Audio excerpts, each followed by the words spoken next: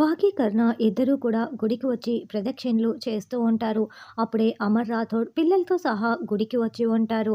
ఇక అమర్ దగ్గరికి పిల్లలు వచ్చి, డాడ్ మేము ప్రదక్షిణలు చేసి వస్తామని చెప్పటంతో, అలాగే జాగ్రత్త అని అమర్ చెప్తాడు. అలా పిల్లలు ఒకవైపు ప్రదక్షిణలు చేస్తూ ఉంటే, భాగీకరణ కూడా ఇద్దరూ కలిసి ప్రదక్షిణలు చేస్తూ ఉంటారు. అయితే అప్పుడే అంజు పాప భాగీని దూరం నుంచి చూసేస్తుంది.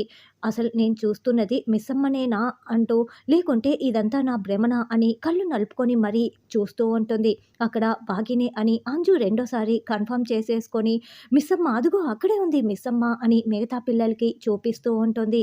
ఏంటి నువ్వు చెప్తున్నది నిజమా అంజు? ఎక్కడ అంజు ఎక్కడ అని పిల్లలు కూడా భాగిని చూస్తూ ఉంటారు. భాగి మాత్రం వీళ్ళని అస్సలు గమనించుకోకుండా కరుణతో మాట్లాడుతూ మొక్కుకొని వెళ్తూ ఉంటుంది. అప్పుడే అంజు అమ్ము ఆనంద్ చాలా షాకింగ్గా మిస్సమ్మని చూస్తూ, మిస్సమ్మ అని అంజు పిలిచేస్తుంది. ఎవరబ్బా పిలిచారని బాగి టక్కున తిరిగి చూస్తుంది. ఇక అక్కడ పిల్లలు ఉండటంతో బాగి చాలా సంతోషంగా ఆనంద్ బాష్పాల్ని కారుస్తూ ఏడుస్తూ ఉంటే, పిల్లలందరూ కూడా మిస్సమ్మ అంటూ పరుగులు పెడుతూ బాగి దగ్గరికి వచ్చి హక్ చేసుకుంటారు. ఫైనల్‌గా అలా బాగి పిల్లలందరినీ కూడా కలుసుకొని, గుండెలకి హత్తుకొని చాలా చాలా సంతోషపడుతూ ఆనంద బాష్పాల్ని కారుస్తూ ఉంటే, మిస్సమ్మని చూసినందుకు పిల్లలందరూ కూడా ఆనంద బాష్పాల్ని కారుస్తూ ఉంటారు. మరి ఇదంతా నిజమా? లేకుంటే ఎవరైనా కలగంటున్నారా? అన్నది రానున్న ఎపిసోడ్‌లో తెలుసుకుందాం.